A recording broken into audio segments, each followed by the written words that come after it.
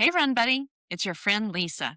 As we get into March, I fully intended for this episode to be very Woman's Month centric. But as often life does, life had a better idea. And I decided to let the universe take me where it deemed I flowed. Turns out a lot has happened since my last episode, and I needed to catch you up on all of those things. I had the Dueling Banjos and the Crazies Trifecta, and I have some thoughts.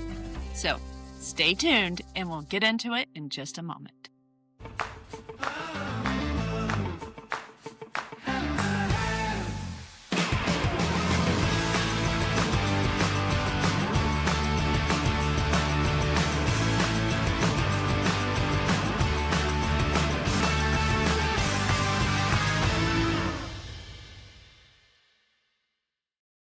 Greetings and salutations, and welcome back to another episode of Behind the Bib. I'm your host, Lisa Watkins, and I am delighted to be here with all of you today. And whether you're listening to me in the middle of the day, the middle of the night, or the middle of the long run, I'm so grateful that you've chosen to spend a few moments with me. Congratulations to all those that did Delano this past weekend, and to Dylan Glass for taking home top honors out there. Also, a special congratulations out there to all those that ran the Crazies Trifecta this weekend. I'm dedicating this episode to you. And speaking of this episode, if you are enjoying the content that I'm putting out there, the best way to help me, if you so desire, is to download this episode and share it with a friend. Today, I am wearing two of the things that I am most proud of in my running career. That's this Dueling Banjos hat and this Crazies Trifecta finisher shirt. And I find it so ironic that neither one of these things is a medal. And you guys know how I love my medals. And neither one is a medal. They're both soft goods. These things certainly don't cost much, but the price that I paid was tremendous. I paid in lots of different kinds of prices. I don't know. How much is a toenail worth? I wonder if that's a thing. I bet there's some. Nope, we're not going to get into that on this podcast. Not here. All right. If you guys have ever thought about the Dueling Banjos or the Crazies Trifecta, which are two notoriously difficult races in our communities, keep listening, because I'm going to go all in on both of these. Plus, I will talk some cool upcoming collaborations with Rocket City Runners and Fleet Feet with some of their upcoming races as well. So y'all stay tuned. Keep on listening.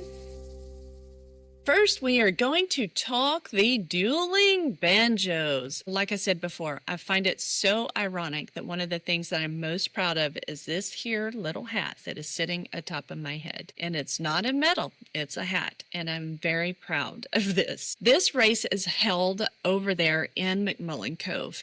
And you run a 5K up, and then you run a 10K down. And so what everybody tries to do is to beat their 5K time with the 10K that they have coming down. Now, packet pickup was at Fleet Feet, Huntsville. That was at Fleet Feet in Jones Valley. And of course, they always do packet pickup. Great. It's very simple. You go in, do the things. It is very fast pickup.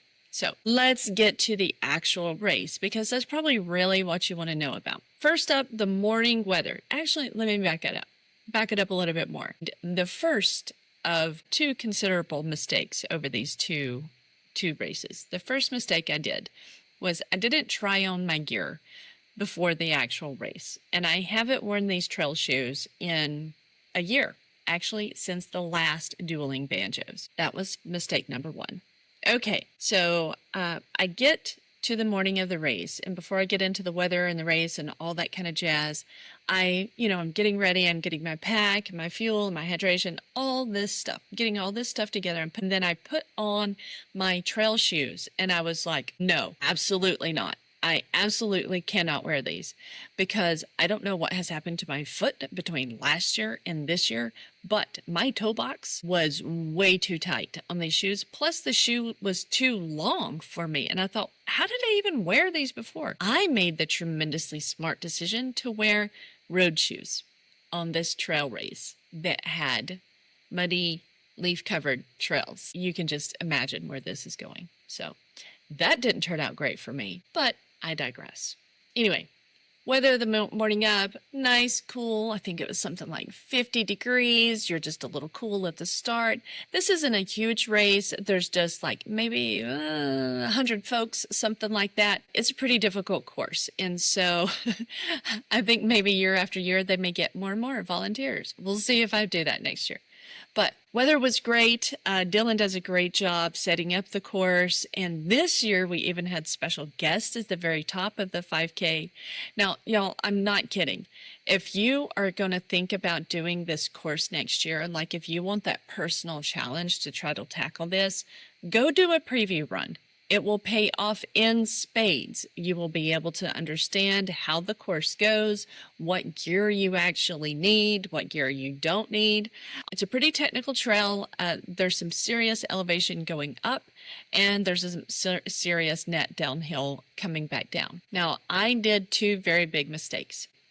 Wore the wrong shoes, and rather, I wore the only shoes that I had at that point. But next time, I will be in trail shoes. So I wore the wrong shoes, and I used a new fuel in my water.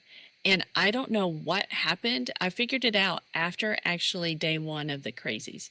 But on this race, I felt almost like my energy flowed out of my body and into the ground, and I didn't get anything in return. My legs felt heavy, my breathing felt heavy, my heart rate was elevated, like all the bad things were happening, right? And I thought, oh my God, what is happening? And I did look at my HRV before, and it was like not great. It was out of range for the night before, so that I thought, oh, maybe I just have an off night. Anyway, let me get into the race. 5K going up the mountain, and everybody's like, you start off on a hill, right? You start off on a hill, and then you get to a bigger hill, and then you run up that bigger hill. And there's some pretty technical portions of the trail, but there's some really runnable portions, right? So you're like power hiking some of it, and you're like running some of it. So the race going up, it was a beautiful day though to be out there. And but one of the special surprises that we had at the top though, at the very end of the 5K, was that we had worked with a group of local musicians to have literally two banjo players at the top of the course, or at the top of the, like where you finish the 5K and you start the 10K. So there were actually two banjo players, and I heard that they've already committed to doing this for next year as well. So that was super awesome. So get up there. I'm one of the last ones, if not the last one, to finish the 5K up top. I think that there were some people that were behind me that maybe tapped out and said, not for me, not today, maybe some other time. But saw Greg Gilmas with We Run Huntsville photos down there, and he got some great pictures of me. Greg always gets the best pictures. My face says it all. And if you're wondering what my face said, I will put it right here. It was over it, and I hadn't even completed the 5K yet. So not great decisions on the shoes, not great decisions on the fuel. I had used a new fuel in my water. It was a combo of carbohydrates and electrolytes in my water. Turns out my body doesn't really like that. So I am not going to be doing that anymore. I'm going back to my water and my gels, which works really well for me. So up at the top, 5K, we had the Dueling Banjos up there. Everybody's standing around. They had bonfires going. They had tents going. They had precision nutrition fuel, so you can pack as many gels up there as you would like, unlike day 3 of my Crazies. Spoiler alert. So you had plenty of fuel up there. They had the chews. They had the gels. They had lots of drinks, water, Powerade, soda. Whatever your fueling strategy was, they had it up there for you to be able to support your 10K down the mountain. This is where things get interesting. So, the 10K down the mountain, I officially received my first ever DFL. I was dead freaking, for those of you that have kids listening, last on this race. And you know what? I survived. My worst nightmare came true. I looked around in the woods and I was like, I'll be damned. There's nobody in front of me and there's nobody behind me. I am last and I can't even see the next runner. Ever so often, I would get like a little glimpse of a runner down the course. And I would be like, wow, I am way back here. And it was like humbling a moment there. I was like, okay, I am DFLing this, by golly. And there was even moments, I swear, there was a moment when I was coming up on Greg Gelmas. He parks at that same little spot to get the pictures. And I thought, I'm just going to get in the truck with Greg. Going to get in the truck with Greg and I'm done. I'm done with this race because I was slipping and sliding everywhere. I didn't feel like I could get any momentum going. Even if I had the energy, I just never felt like it, even though it was net downhill. And I just had the most terrible race I had ever had. No fault of the race course or the race director. Absolutely. 100%. That course is tough, but he communicates it well in advance and says, hey, this is a tough race. You want to challenge yourself? Come do this one. So everybody going in knows that this is a hard race, right? There is significant elevation going up and significant elevation going down. You are aware. I was aware as well. And I still was like, oh my God, I don't know if I'm going to finish this. And I just didn't know if I could finish it. And that's the first time I've really felt like that. I was like, oh my God. So what I decided to do was, you know what? I just kept repeating to myself, which is so funny because I often use mantras. And I kept repeating to myself, DFL over DNF over DNS, which is dead freaking last over did not finish over did not start. And I just kept repeating that to myself. And DFL was better than DNF, which was better than DNS. So, well, I do this race again next year. So coming into the finish, I will say they kept the finish line up, y'all. They kept everything up. And not only that, I think Dylan actually waited for me to come in before he announced the age group winners and gave out the awards.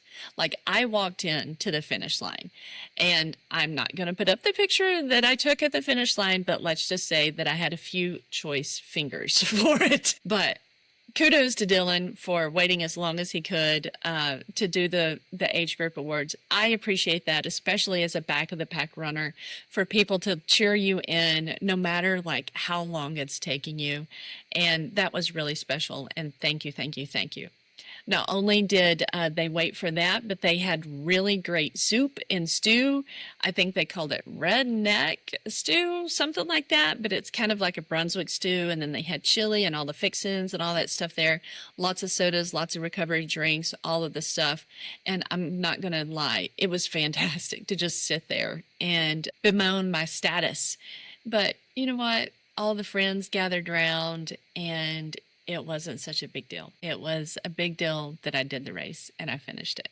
So stupid mistake number one was I wore the wrong gear. I took I learned something every time and you get a little cocky and you're like, I got this. I can run this trail race in road shoes. No, ma'am. No, you can't. You can't do that.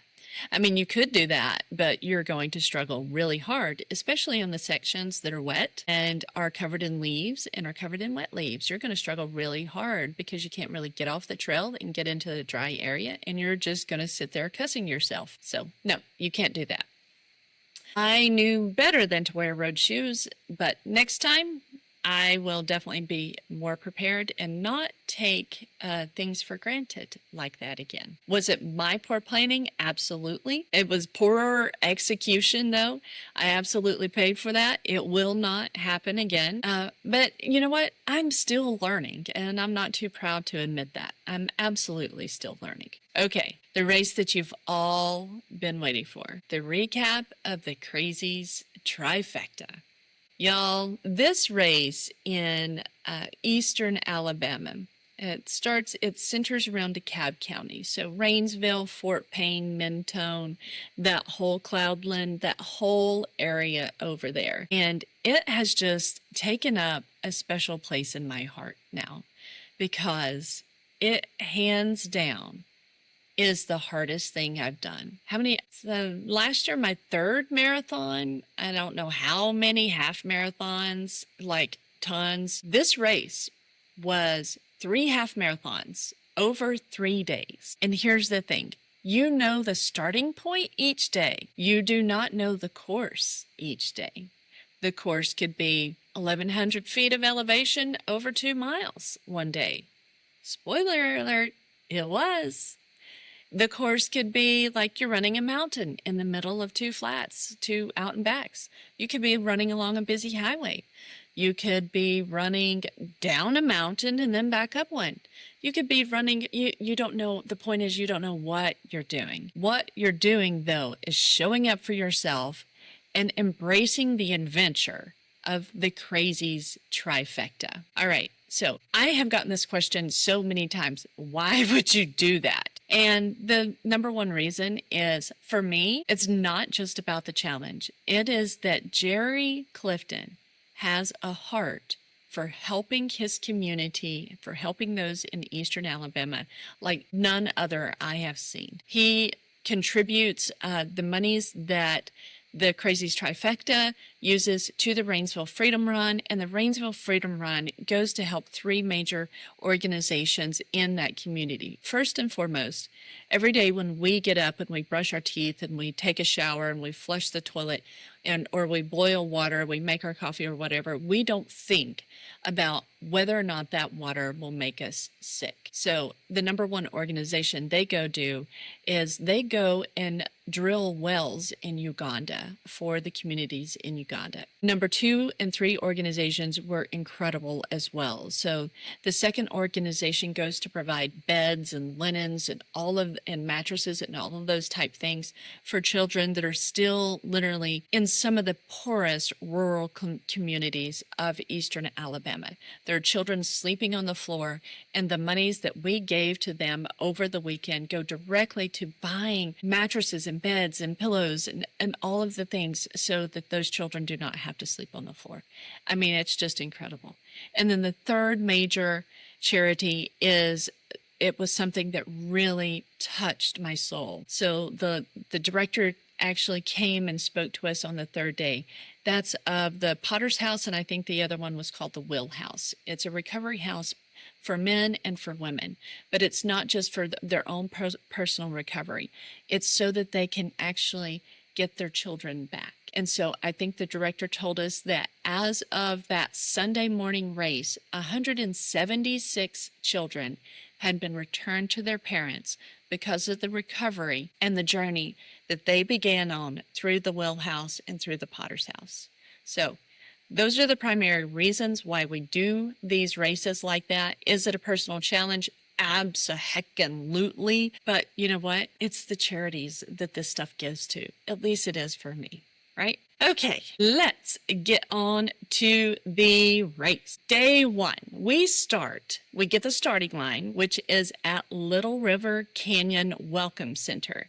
Yes, Alabama has canyons, not like Grand Canyons, but we do have canyons, and Little River Canyon is no lie a canyon. We were running along it for quite a ways, and it ended up being the hardest run out of all 3 days, to me as well as to several other folks that I talked to as well. So this particular run had about 1,300 feet of elevation gain. And remember, you don't know the course. You know where you're going to stop halfway, and then you turn around and run back. Jerry gives out the directions before it, and it's not like 45 different turns. It's like turn here and turn here. Find Laura's snack wagon, which the real MVP is Laura Lewis in her snack wagon by far. So you run out, you find Laura's snack wagon, you turn around, and you run back.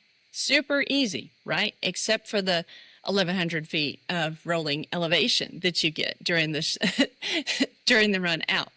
And oh, by the way, it's 3 half marathons over 3 days. I will say it's 3 half marathons-ish over 3 days. On the first day, I'm pretty sure that Laura was nowhere near mile 6. She was at mile 7 plus. And so that means you know that you've got 7 miles back. I'll let you do the math yourself. So, but on this day, the interesting thing, we started out and I knew immediately that my energy was not right again. And I thought, oh my God, if the same thing that happened on Dueling Banjos is happening to me now, I'm going to have to quit running. Like, I can't run like this. Something is seriously wrong. Well, on day 2, I'll tell you what happened. But anyway, day 1, serious rolling elevation. Everybody was like, man, that was tough. It was tough. We had some beautiful sights. We stopped and took pictures along the overlooks, the soaring hawks and the birds and the overlooking the falls of the canyon. All of that was absolutely beautiful. It was the hardest run, but it was the most beautiful run, which that helped, but it was still very hard. This, from my Koros, this run clocked in for me at 14.4 miles. So I know people's watches were just a little bit different, but for me it was 14.4. Now, Laura's snack wagon was at the halfway point, and what was really funny was that we had finally made it to Laura's snack wagon, and our friend Amy, who was actually injured, was walking this, and she came up on us as we were at the snack wagon. Amy whips in, grabs her snack, grabs her drink, and then she's out on the course again. And Jerry was like, that's the way most people do it. Meantime, me and my running buddies, we're standing there. We got some Twizzlers. I'm eating a donut. I'm making a reel for Josh Cornett. Like, I'm doing all of the things right. And Jerry was really funny. He was like, most people just kind of grab something and go. Did we grab something and go? No. We grabbed something and sat down and had a little chat and a little snack, a little picnic. So anyway, that was day 1. We finished day 1 and I thought, oh my God, if that's day 1, what am I going to feel like on day 3? All right. We're going to get there though. Day 2. So we started in this little town called Valley Head. And so we ran down this long highway and then we take a left on this other little highway and we kind of go through this little neighborhood. And then we hit our first of big elevation climbs. And so we climbed that elevation and we had a lot of fun. We found like a toilet that had been tossed off the side of the mountain. Speaking of which, who does that? Who just dumps toilets and TVs? That just drives me up the wall. But it made for a funny photo opportunity. I will put a picture of my friend Christy right here. Okay, so we took the opportunity to enjoy some photo ops along the course and got to meet a new friend, Sharon. So Sharon, if you ever listen to this episode, it was so wonderful running with you on day 2. I hope you're doing well. Okay. So day 2, we had one fairly, I don't think it was fairly short. It was about a mile long of elevation climb, and then we come back down, and then we have our real elevation climb. And if you look at it, it looks like almost like we were running flat, and then you have a giant spike in the middle of it, because we run all the way to the top of the mountain. So we started climbing around mile 6, if I remember correctly, and then we kept climbing. We climbed past mile 6.5, past mile 7, past mile 7.2, 0.5, 0.75, and then I finally heard Jerry Clifton's voice wafting over the mountain air right at mile 8. We had a solid 2 miles of elevation climbing, at least 1,100 feet, if I remember correctly, of almost daggum straight up. The incline on that was insane at some points. And then we found Laura's snack wagon yet again. So that was 2 miles down, 1,100 plus feet of elevation loss on the way back down. And then we're running along the side of this highway, which I was like, dang, y'all. So parts of the highway didn't have a real wide shoulder. And so in the morning, people were really, really nice. But we found out that as the day wore on, people were so nice. And so I ended up getting like a long stick like that was, I don't know, it was probably 4 foot long. And then as a car was coming up, I would kind of wave it in front of us to be sure that they saw that they have runners on the left coming towards them. And there were some times that I was kind of holding the stick and the cars would hit it. Like they would purposefully try to drive us into the ditch. And I was like, come on, do you guys have to be assholes like that? Like 2 seconds out of your day, 2 seconds out of your day, and you can't slow down and like move to the left a little bit. Why? I don't know. Anyway, that's a pet peeve of mine. So I carried a little stick and I just kind of waved it in front of us and let them smack it and scratch their cars if that's what was going to happen. But yeah, but there were some really nice people as well. I'm not going to say that it was all bad. There were some very nice people too. So we're running along the road and then we finish in the little town of Valleyhead. And I've got to say, that mayor, she was the bomb, because not only did she follow behind us in the morning and made sure that we crossed all of the roads safely, she like took pictures with us in the afternoon and she played us music and all kinds of things. So she was fantastic. Absolutely loved her. So that's the end of day 2. And so Pam and Laura and Jerry have a surprise for us, a big twist on day 3. Day 3. This is the part where I officially become a crazy. In eastern Alabama, there's this little town called Rainsville. And Rainsville kind of sits up on a high, I don't know if it's called a plateau or a mountain, but Rainsville is significant elevation. And there's another town down the mountain from it called Fort Payne. And a lot of you have probably heard of Fort Payne because that's where the country band Alabama hails from Fort Payne, Alabama. So we start the run from Body Vision in Rainsville, and we run from Rainsville all the way down the mountain to Fort Payne, which sits at the bottom of the mountain. And then we turn around at Laura's Snack Wagon and go back up the mountain. The traditional route is to run from Body Vision down to the Walmart in Fort Payne, turn around and come back up. And this time Jerry was like, I think we need to do the Hell Run. And unfortunately, the Hell Run is kind of back in the mountain. And I'm glad they made the decision to not make us go up the Hell Run hill, because they were talking about how many dogs are kind of back there. And there were some girls on this run that were not a big fan of dogs. I don't know if anybody is a big fan of dogs that comes at you, because like we were all running with pepper spray, because like dogs in rural areas like that are a thing. They're going to come up, and a lot of them are not friendly. And so you have to spray them. So that's just kind of the world that we live in over here. But they did decide that we're not going to do the Hell Run. But on the way down, it started to mist upon us. And some people don't like running in the rain, but this rain was like the perfect rain, because it was just like a light mist, and it was just enough to cool you off. And we had cloud cover all day, and it was maybe 60 degrees-ish. So the weather was fantastic. Actually, the weather was really great the whole time. The only time we got into really bad downpours or got really we never got really cold. No ice, no snow, nothing like that. But the downpours and the storms, it was after we actually ran for the day. So the weather was perfect for us for the weekend. So we run down the mountain, we find Laura's Snack Wagon, and then you have to turn around and come up the mountain. And this is where I have to say that the running buddies absolutely killed it, because I made the second of my major mistakes on these 2 races. When I was packing for these 3 half marathons, I got all my gels out for each day, and somehow I counted wrong.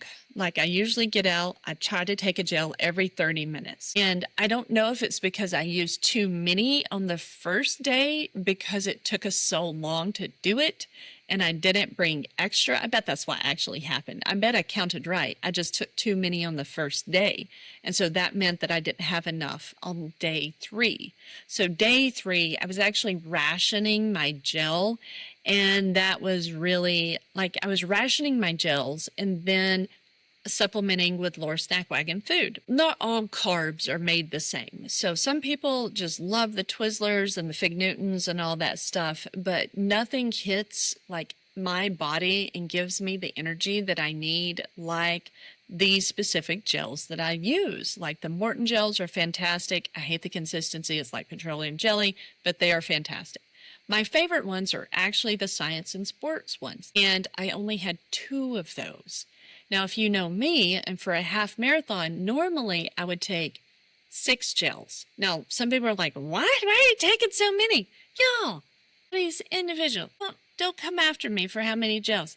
That's how many gels it takes for me to feel good. However, I only had 2 on this day. And then after I told running buddies about it, they were like, what? You should have told us, blah, blah, blah. I had extra gels and I just didn't want to be a burden to anybody and all that kind of jazz. That was probably my 3rd mistake, to be honest with you, is not asking for help. I should have told them, I only have 2 gels for today. Do any of you have extra gels? They absolutely did. We were talking about it over dinner.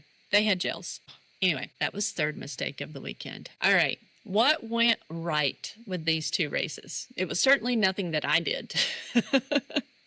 If I said it once, I'll say it a million times.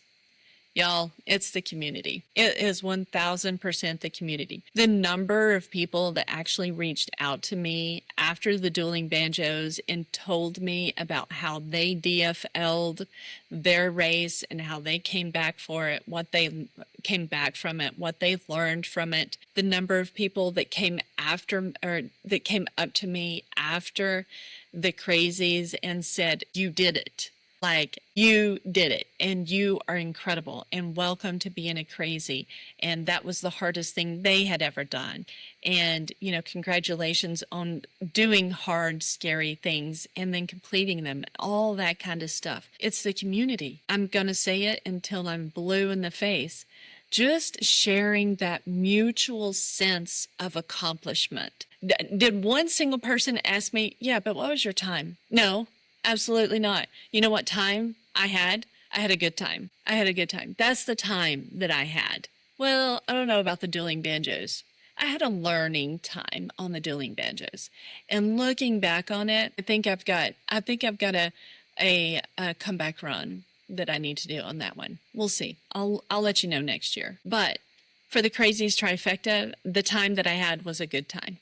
It was a good time with my running buddies out there. And shout out to new running buddy Melanie. It was wonderful getting to run with you since meeting you at the Run the Cove half marathon last year. And now look, we've done 4 marathons together. And she told me on the last day of the Crazies that it was our 1-year run-iversary. We had met that day 1 year prior at the Run the Cove half marathon. So happy run-iversary, Melanie. But let me get back to it. It's the community, y'all. Not one person asked me what my time was, and it wasn't about the time.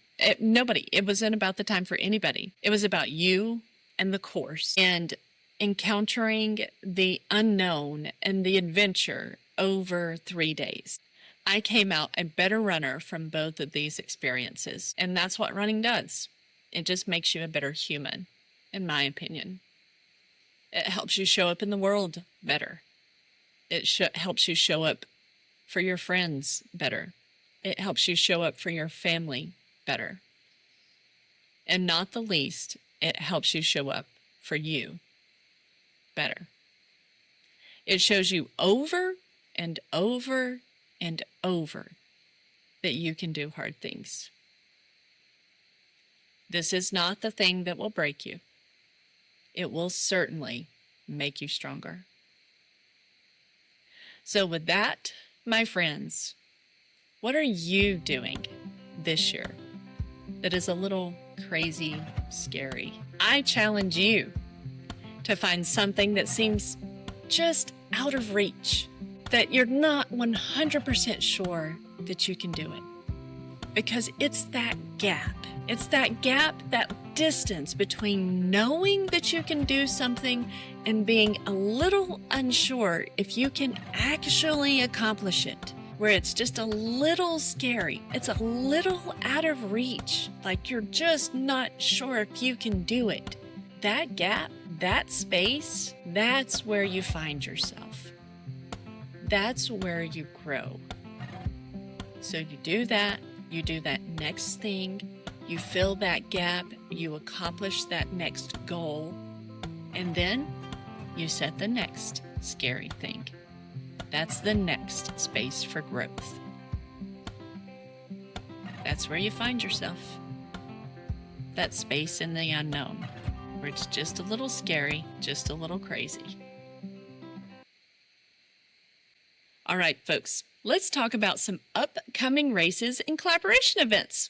So, on Saturday, I have the next event with Rocket City Runners. Here's the bag. Hey, look, David actually put the patch on. And I put a little Behind the Bib patch on there, too. So, this coming Saturday, Rocket City Runners has their second event in the collaboration with Nike Hibbett stores. So, I was very honored when David reached out to me and said, Nike's going to outfit me for the collaboration run this coming Saturday. I cannot wait. I invite you all to go out there and experience it with me. It really, really, really is fantastic. Like, they have bagels and lattes and activities and Polaroids and all of this fun stuff. It really is a good time. Plus, they're going to be giving away merchandise and offering discounts on apparel and shoes, I think, at Hibbett stores that day. Okay. So that's Rocket City Runners. I cannot wait to go out there and run with them again. It's a great group of folks, full of soul, full of spirit, full of just love for one another and for their community. They're doing great work in our world. All right, next up is the Run the Cove Half Marathon. If you haven't already used it, go out and sign up for Run the Cove Half Marathon if you're going to do the half marathon. I love this one because it's a great way to get your first half marathon. The cutoff time is 4 hours. It's hosted out there in Hampton Cove, and we start on that greenway and we run through the back neighborhoods of the Hampton Cove area, and we finish there at Hampton Cove Middle School, about where the running of the Bulls finish line is out there on the track. It has a very generous cutoff time of 4 hours. You could practically walk this half marathon and get your first half marathon. If you go out there and sign up, please use code Behind the Bib, BEHINDTHEBIB. So Behind the Bib, and you will get 20% off of this race. Okay, folks. Also, if you're listening and you're interested in having your upcoming race mentioned on the podcast, please reach out to me at lisa@behindthebibpodcast.com, and I will be happy to talk to you about it. As always, if you're enjoying my content, another plug, shameless plug here, is please go out, download this episode, and share it with a friend. That's the number one way that you can help me grow this community and keep it going, because we sat down and did our taxes this year, and Hubs was not a fan, is all I'm going to say. And it cost you, you know what, absolutely $0 to do that. As always, y'all go out there, check out Behind the Bib Podcast on Instagram, Behind the Bib on Facebook, Behind the Bib Podcast on YouTube, because that's where I post my codes for all the upcoming Fleet Feet races. Y'all, thank you so much for being here. Let's keep showing up for one another. Whether you're first, whether you're last, like I was, or somewhere in between. I'll see you next time. We're Behind the Bib. Y'all take care. Bye-bye.